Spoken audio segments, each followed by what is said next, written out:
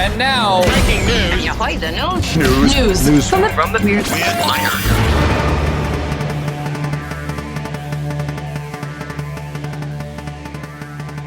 News from the Weird Wire this morning. Pittsburgh Employee Day interrupted by exploding toilet. That would interrupt some things. We do hear that from time to time. We're talking cherry bomb explosion or... According to WPXI, the employee was injured when a toilet in a government building exploded due to a failed plumbing fixture. So then it makes you wonder, well, did they just have some recent... Did they hook the natural gas up to the toilet? They're not supposed to explode. Right. I was like, they must have had some recent... Or it's so old that it finally just failed. And because it's an important part, resulted in an explosion. Nobody was doing anything nefarious or... Like how you use that big word, nefarious? I am shocked. Is that the right word even? Yeah. Okay, good. And on a serious note, the employee is currently recovering from minor non-life-threatening injuries and is expected to be released from the hospital. A statement from the city reads. You get released from the hospital after heart surgery in like 6 hours. Yeah. You're in overnight for a toilet exploding? Well, yeah, that's some sensitive areas. Okay, that's not where I was going, but... Oh. Okay. That's a whole traumatic event. So, we got some work to do. Now they're probably like, we got to replace all these. That'll be the next deal. Or... How come our taxes went quadrupled in Pittsburgh? We had to stop the exploding toilets.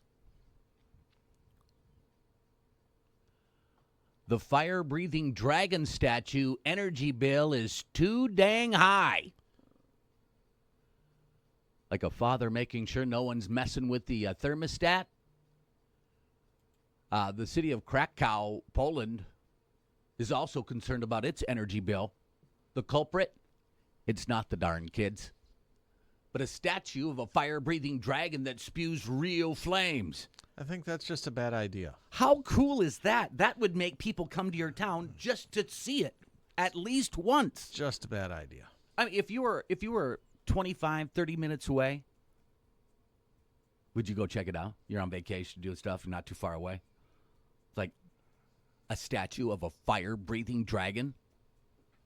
Let's go.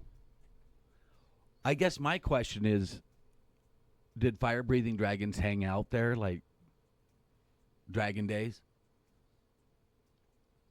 Because they're in the right area. Sorry, I don't know the history of dragons in Poland. Yeah. I guess we could look it up.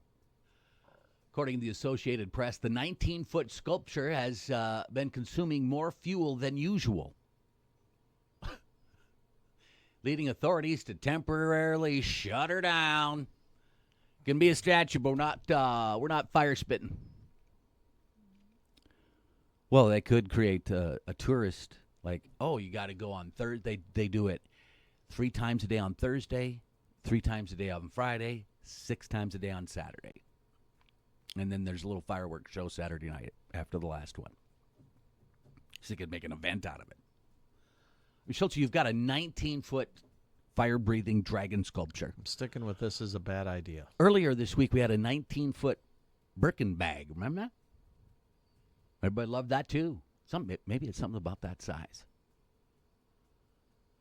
The shutdown is expected to last only until March, while specialists examine the statue's gas feeds. Maybe there's a leak up there, or someone was stealing gas.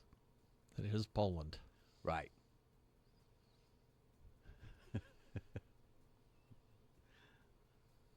I just would have loved to hear the discussion to bring it in. Was it donated? Can you imagine calling your local utility provider? Yeah, I would like to start new service. Yeah, where? The corner of 7th and Jones Avenue. Jones. I was trying to think of some Polish word and it wasn't happening. Lubensky? Okay, we don't have anything at that intersection. Yeah, it's going to be a 19-foot high dragon sculpture, and I Yeah. want it to breathe fire. Heck, did it breathe out into the crowd? Was it like 3D? This is just a bad idea. I got it being pretty popular with a lot of people. Not everybody. And now you think about National Lampoon Vacation, summer vacation, when they drove all the way across to Wally World and it's closed. You imagine people are like, hey, you want to go check out the dragon? And they're like, had all these plans. They show up there and they're like, hey, how come the dragon? Oh, we shut her down till March. You literally can walk right underneath this thing. See? Horrible idea. Does it look like you could climb it? The base of the dragon is... Well, there's a woman standing next to it taking a picture of herself. Yeah. Okay, note self. If you're standing next to a 19-foot tall dragon sculpture and you're taking a selfie, you're going to need a really long selfie stick. Because this selfie isn't going to get any of the dragon in it. It's just the rock behind her. The base is her head high. Oh. And then the dragon is up from there. Oh. In the middle of a town square, evidently. So it's really or a fort. a prison. There might be a... Oh. Looks like a guard shack over in the corner of this picture. Huh. Well, And none of the trees have any leaves. well, it's winter. So let's put a giant flame-shooting dragon next to this. Maybe that's why there's no leaves on it. They should have had it to where you could stand in a certain spot, be safe, not get burned, and then do a s'more.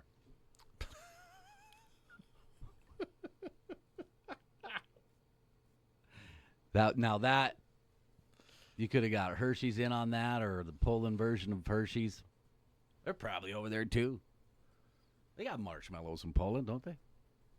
It's the graham crackers. Europe, they've got a weird thing about biscuits and cookies, and they just You're questioning their food choices and not the fact that they have a 19-foot tall fire-breathing dragon sculpture? I'm telling you, Schultz, they're like, we got to do something, get somebody to come to Krakow, Poland. Someone's like, I love dragons. How about a fire-breathing dragon? They were just like, can you get one? And it's only the skeleton of the dragon from... What? Maybe it's just a bad picture. It's got to be. Does it look like the medieval dragon? A Chinese dragon would, would you see those? Those would work. Those are cool. It appears to be kind of scrawny and skinny for its size. Well, you'd think a fire-breathing dragon would have to be bulkier, Got some meat to him. This is just wrong on so many levels. I'm checking it out later. Our last story. Uncovered fossilized vomit dates back to 66 million years. Once upon a time, a fish had an upset tummy and puked its guts out. 66 million years later, that puke is now available for the world to see. According to the BBC, a Danish man discovered a strange-looking rock that turned out to be fossilized fish vomit from the Cretaceous period. The finding was confirmed by Denmark's Museum of East Zealand. Well, certainly gross and perhaps embarrassing for the fish who threw up, the bar fossil is quite scientifically significant.